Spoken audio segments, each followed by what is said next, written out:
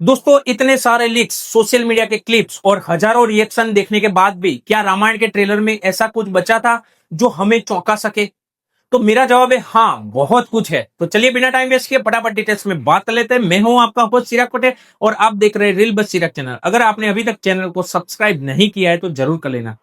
तो सबसे पहले एक बात क्लियर कर दूं, मुझे लगता है कि इस फिल्म का हाइप थोड़ा कंट्रोल में रखा जाता तो शायद और अच्छा रहता, क्योंकि जब एक्सपेक्टेशन आसमान छूने लगती है तो छोटी सी भी कमी भी लोगों को बहुत बड़ी लगने लगती है। लेकिन इतना सब देखने के बाद भी इस ट्रेलर में कहीं ऐसे मोमेंट्स है जो सच में वर्ल्ड क्लास की फील देता है। हाँ, कुछ जगह तो अभी अभी 50-50 वाली फीलिंग भी आती है, लेकिन ओवरऑल ये ट्रेलर बहुत सारी उम्मीदें जगा देता है। अब सबसे पहला बात करते हैं यश यानी कि रावण की। और भाई, जिसने भी फैसला लिया है ना कि ट्रेलर की शुरुआत में यश के सीन से होगी, उससे मेरा सलाम है। पहले ही फ्रेम से एक अलग ही ऑरा बन जाता है। उनकी एंट्री, उनकी बॉडी लैंग्वेज, उनकी आंखों का गुस्सा, उनकी आवाज, उनके डायलॉग, सब कुछ ऐसा लग रहा है ना जैसे ये किरदार उन्हीं के लिए लिखा गया हो। सच कहूं तो इस ट्रेलर के बाद मुझे तो किसी दूसरे एक्टर का नाम तक याद नहीं आता जो इस लेवल का रावण बन सकता था। यश सिर्फ एक्टिंग नहीं कर रहे, वो स्क्रीन पर रावण बनकर जी रहे हैं। और मुझे पूरा यकीन है बहुत सारे लोग सिर्फ रावण को देखने के लिए थिएटर जाएंगे। लेकिन यहीं पर बात थोड़ी बदल जाती है जब स्क्रीन पर आते हैं रणबीर कपूर। तो देखिए, ये वीडियो क्वालिटी का इश्यू नहीं है, 144 पिक्सल हो या 4K, दिक्कत वीडियो में नहीं है, हमारी एक्सपेक्टेशन में है। क्योंकि भगवान राम जैसा किरदार निभाना शायद इंडियन सिनेमा का सबसे मुश्किल वाला रोल है। जब ट्रेलर में ब्लाइंड फोल्ड वाला सीक्वेंस आया, मेरे रोंगटे खड़े हो गए। वो विजुअल्स, वो प्रेम, वो प्रेजेंटेशन, यही है वो सिनेमाई विजन के जिसके लिए लोग सालों से इंतजार करते थे। लेकिन जैसे ही आंखों से पट्टी हटती है ना, तो थोड़ी सी फीलिंग बदल जाती है गाइस। कुछ शॉट्स में तो भगवान कम और रणबीर कपूर ज्यादा लगने लगते हैं, और यही चीज अभी लोगों को डिवाइड कर रही है। अब इसका मतलब ये बिल्कुल भी नहीं है कि रणबीर गलत कास्टिंग है या फिर उन्हें ट्रोल करना शुरू कर दिया जाए। और ना ही इसका मतलब ये है कि जो भी स्क्रीन पर दिखा है उसे बिना सवाल किए मास्टरपीस बोल दिया जाए। दोनों एक्सट्रीम गलत है, एक तरफ अंधी हेट और दूसरी तरफ अंधी फैन बॉयगिरी। सही बात बीच में होती है गाइस। और मुझे लगता है कि रणबीर के पास अभी भी पूरा मौका है अपनी एक्टिंग से हर आलोचक फैन को बनाने का। और बस उसके लिए नितेश तिवारी की डायरेक्शन बहुत बड़ा रोल निभाएगी। वैसे आपने एक चीज नोटिस की है गाइस, ट्रेलर में क्लोजअप शॉट बहुत ज्यादा है और उनका मकसद साफ दिखाई देता है कि भगवान वाली दिव्यता महसूस करवाना। लेकिन ईमानदारी से कहूं ना गाइस, तो मैंने सोशल मीडिया पर कहीं एआई पोस्टर्स और फैन आर्ट देखे हैं जिनमें रणबीर भगवान राम के रूप में और भी ज्यादा दिव्य लगे हैं। यानी अभी भी उनके प्रेजेंटेशन में थोड़ा और मैजिक लाया जा सकता है। अब बात करते हैं साई पल्लवी की। और सच बताओ तो मुझे बिल्कुल समझ नहीं आता कि लोग इन्हें क्यों डाउनग्रेड कर रहे हैं। माता सीता का किरदार सिर्फ भारी भरकम कॉस्ट्यूम में नहीं बनता गाइस, उसके लिए चेहरे पे शांति, आंखों में करुणा और हर एक्सप्रेशन में पवित्रता चाहिए। और मुझे लगता है कि साई पल्लवी ने वो फील बहुत अच्छे से पकड़ ली है।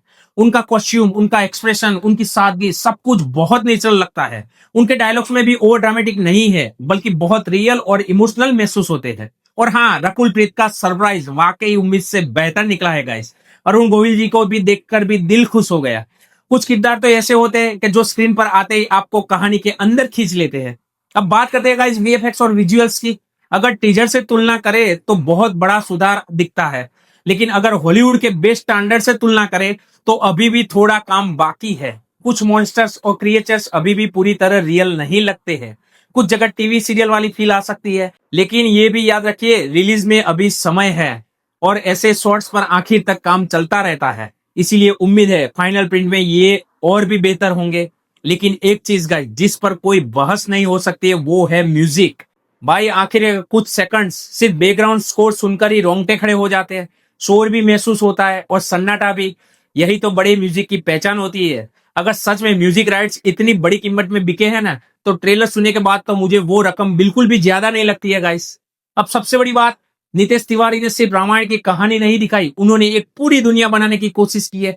हर फ्रेम में डिटेलिंग है, हर लोकेशन में मेहनत दिखती है, हर कॉस्ट्यूम के पीछे रिसर्च नजर आती है। और सबसे अच्छी बात, कहीं भी ऐसा महसूस नहीं होता कि इस विषय का मजाक बनाया गया है, बल्कि इतनी पुरानी और सबको याद कहानी को भी एक नया सिनेमाई अनुभव देने की कोशिश साफ दिखाई देती है। लेकिन क्रेडिट देना जितना जरूरी है उतना ही जरूरी कमियां बताना भी है। क्योंकि अगर आज हम सिर्फ तारीफ करोगे तो फिल्म और बेहतर कैसे बनेगी। तो मेरे हिसाब से क्रिएचर्स और कुछ वीएफएक्स और भगवान राम की दिव्यता वाले कुछ शॉट्स थोड़ा और काम होना चाहिए। अगर ये तीन चीजें रिलीज तक बेहतर हो गई तो यकीन मानिए कि ये फिल्म इतिहास लिख सकती है। और आखिर में एक बात मेरे दिमाग से निकल ही नहीं रही है, अगर पार्ट 1 में भगवान राम की कहानी ज्यादा है और रावण का स्क्रीन टाइमिंग सीमित रहेगा, फिर भी अगर यश इतनी बड़ी छाप छोड़ रहे हैं, तो सोचिए पार्ट 2 में क्या होगा जब पूरी कहानी का फोकस रावण और युद्ध पर शिफ्ट होगा।